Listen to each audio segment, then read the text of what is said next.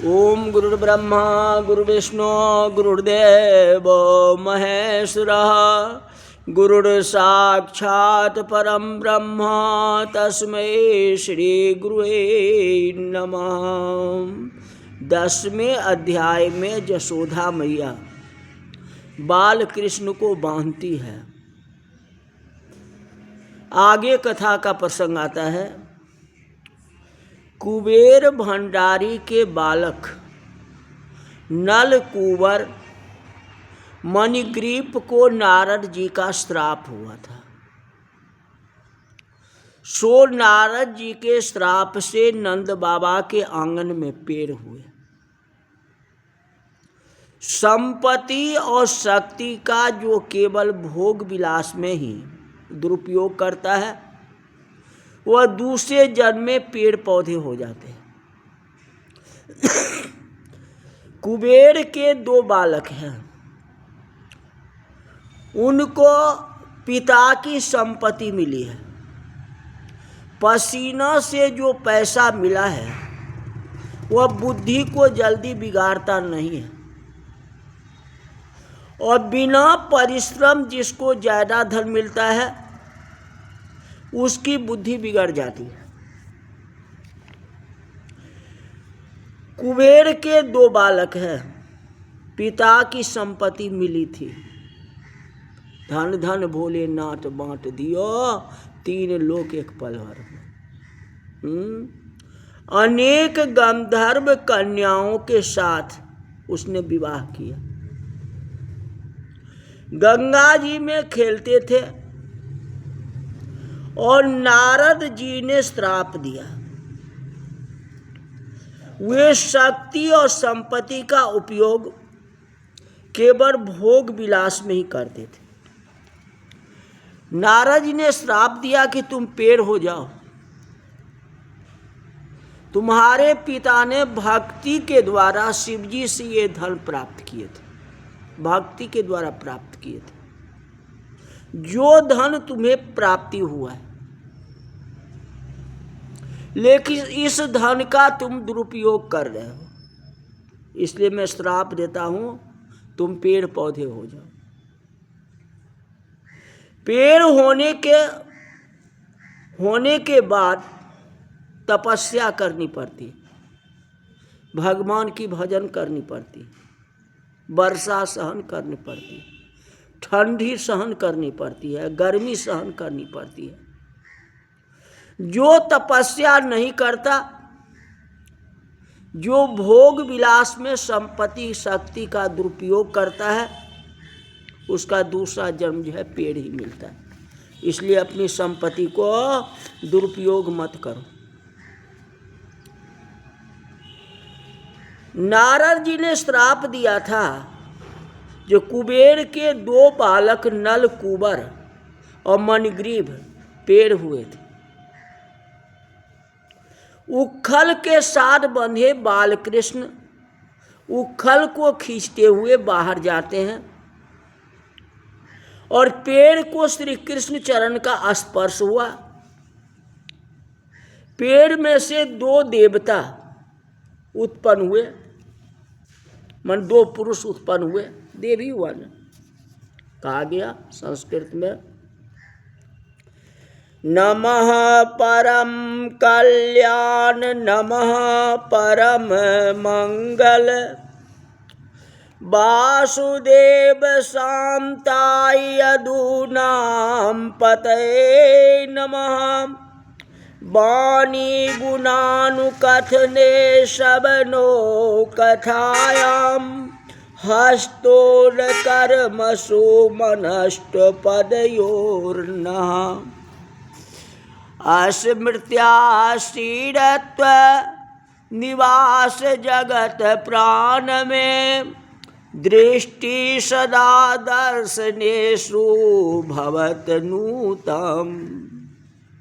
नरकुबर भगवान की इस श्लोक के द्वारा प्रार्थना करते हैं,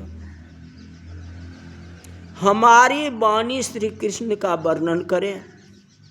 जगत का वर्णन करने से ही जीव बिगड़ती है। कहते किसी स्त्री पुरुष का वर्णन मत करो, चाहे पुरुष हो या स्त्री हो, उसका वर्णन नहीं करें। किसी को निंदा भी नहीं करना चाहिए, दोनों पाप ही है।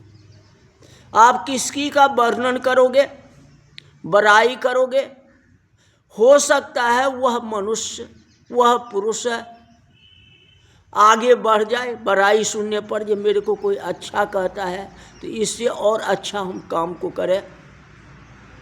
और कोई पुरुष का बड़ाई कर दोगे तो जितना पर है उसे सीधा नीचा चलाएगा, मेरे को बड़ा है, मैं तो बहुत अच्छा हूँ। अब जब वो दूसरे काम को करना प्रारंभ कर देता है, ऐसे काम करना प्रारंभ करता है जो अमीर से सीधा गरीब पटरी पर आ जाता है। तो अगर वह पटरी पर आ गया, आपके बड़ाई करने से वो पटरी पर आ गया, नीचे आ गया, तो दोष लगा न, पाप हुआ ना। तो किसी को न बड़ाई करो न किसी को बुराई करो, चाहे वह स्त्री हो या पुरुष हो, कुछ लेना न देना, मगन रहना, न किसी से लेना है न देना है, अपने आप में मग्न रहो, यही सबसे श्रेष्ठ है। किसी मानव का वर्ण करना भी पाप है नहीं, लेकिन एक तरह का पाप है। जिस तरह से भीष्म पितामह को भगवान श्री कृष्ण बतलाए, जब भीष्म पितामह बाण शैया पर सोए हुए थे तो कृष्ण भगवान को कहते, हे कृष्ण, मैंने जीवन पर्यंत तो कोई पाप किया ही नहीं, तो मुझे ये बाण शैया पर क्यों सोना पड़ा, इतना कष्ट क्यों हुआ। श्री कृष्ण भगवान कहते हैं कि तूने पाप तो नहीं किया, कभी पाप नहीं किया, लेकिन जब द्रौपदी की चीरहरण हो रही थी उस समय आप देख रहे थे, चाहे सिर नीचा करके रखो या ऊपर रहो, आपने उसका जवाब नहीं दिया, तो यह दोष तुम्हारे ऊपर लग गया, जिसके कारण बाण शैया पर पड़े हुए। इसलिए और किसी को बड़ाई करेंगे, ऊंचे हो जाएंगे तो धर्म होगा, और नीचा गिर गया तो आपको पाप ही होगा ना। इसीलिए किसी की बड़ाई नहीं करना चाहिए, अपने आप में सीमित रहो। स्त्री पुरुष का वर्णन करने से आपका भी मन बिगड़ सकता है और उसका भी मन बिगड़ सकता है, अच्छा भी हो सकता है और बिगड़ भी सकता है। हमारी वाणी श्री कृष्ण का ही वर्णन करें, और भगवान कृष्ण का वर्णन करेंगे, हनुमान जी के वाणी को वर्णन करेंगे तो ये और अच्छे ढंग से भगवान के कार्य को करेंगे। हनुमान जी का जितना वर्णन करोगे वह भगवान के कार्य और अच्छे ढंग से करें। जामवंत जी ने बड़ाई की है ना, ये राम काज लगी तब अवतार, तो हनुमान जी तो राम काज के लिए तैयार हो गए, लेकिन सब परसेंटेज बताओ, किसी पुरुष को आप बड़ाई करोगे तो आपका काम कर देगा, नहीं करेगा। इसीलिए बड़ाई न करो। नल कुंवर मणिग्रीव स्वधाम में गए। नंद बाबा बाल कृष्ण लीला को छुड़ाते हैं, यशोदा मैया ने बांधा था, नंद बाबा आए, कहते यशोदा ये तूने क्या कर दिया। अब जैसे ये कहते हैं वैसे वो पेड़ गिर करके नीचे गिर गया, पेड़ जो है नीचे गिर गया, और वजह दो तपस्वी का पुरुष का रूप धारण कर लिए।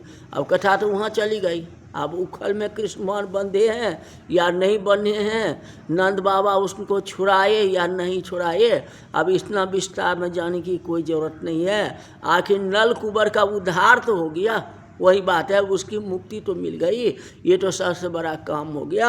अब जो है नंद बाबा को और यशोदा मैया को भी स्मृति हो गई, जो मैंने उखड़ में बांधा था या कहाँ बांधा था, कैसे था, अपने आप जो रस्सी खुल गई। यशोदा मैया ने अपने कृष्ण को गले में लगाया, फिर अपने घर में आए, फिर खूब आनंद के साथ पूजा पाठ में लग गए।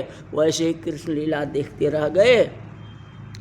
तो उखल में बांधा गया, जिसके कारण से श्री कृष्ण का नाम दामोदर हुआ। उसी दिन से नलकुबर को उद्धार करने के बाद जैसे ही उखड़ से छूटे तो उस दिन से इनका नाम जो है दामोदर हुआ।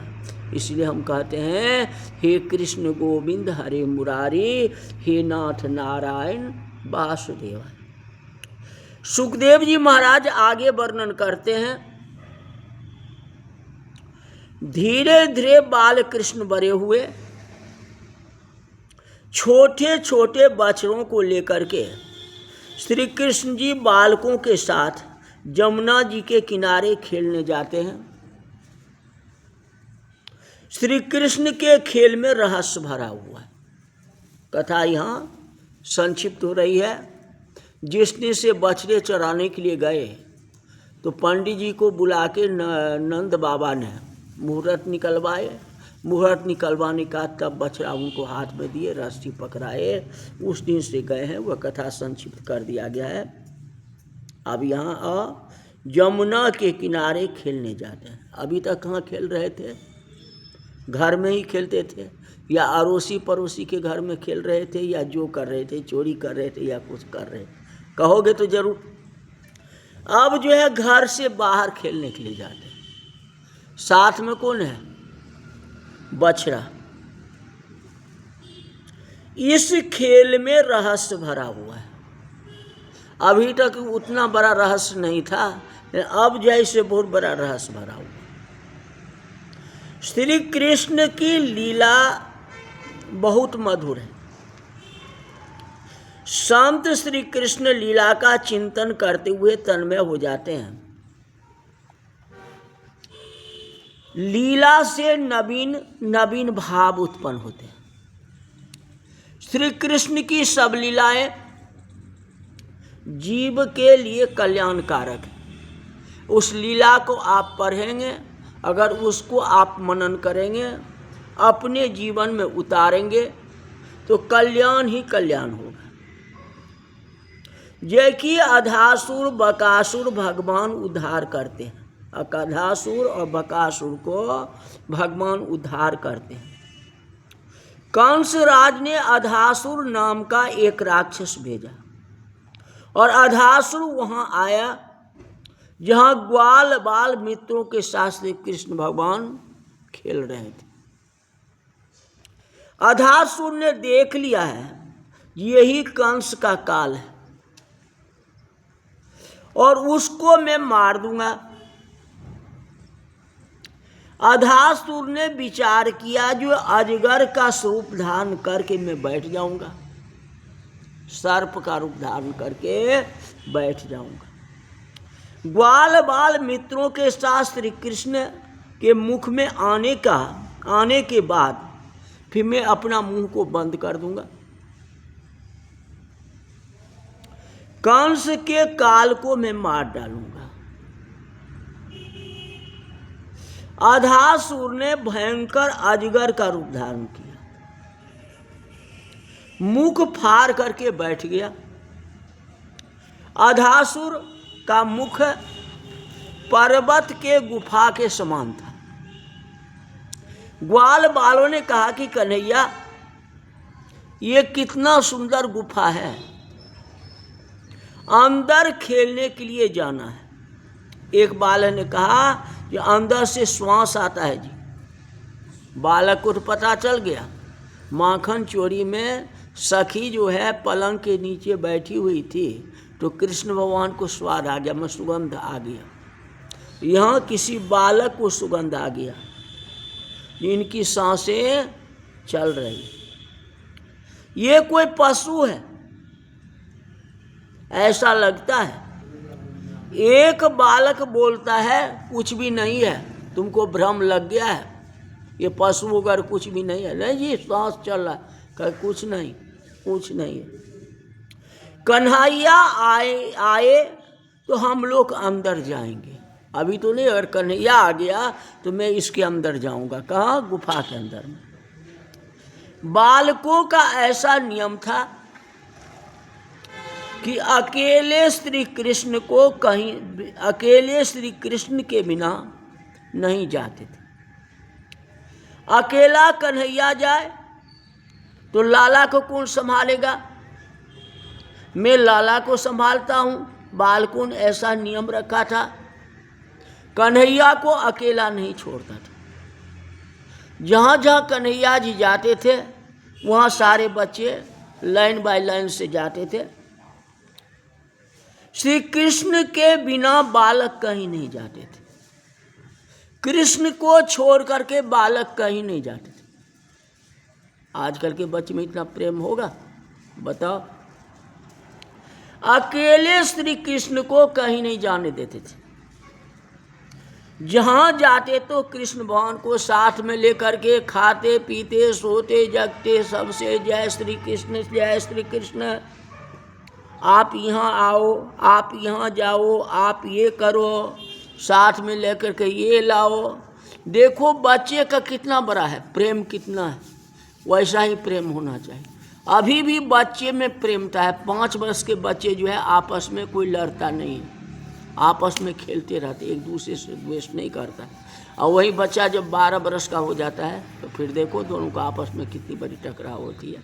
यही बात है। तो हम लोग को भी जैसे बच्चे मिलजुल के रहते हैं, बच्चे को एक बच्चे दूसरे बच्चे को देख करके खुश होते हैं, वैसे हमें एक मनुष्य को देख करके खुश होना चाहिए। और कोई मनुष्य कोई जीव आ गया आपके सामने दुखी हो गया, ये भी आ गया जी, ये बात दुखी नहीं होना चाहिए।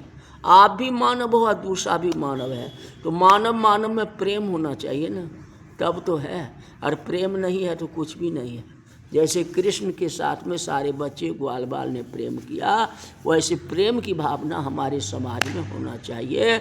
इस तरह आज की कथा यहीं तक रही। बोल वृंदावन बिहारी लाल की जय। हरि ओम।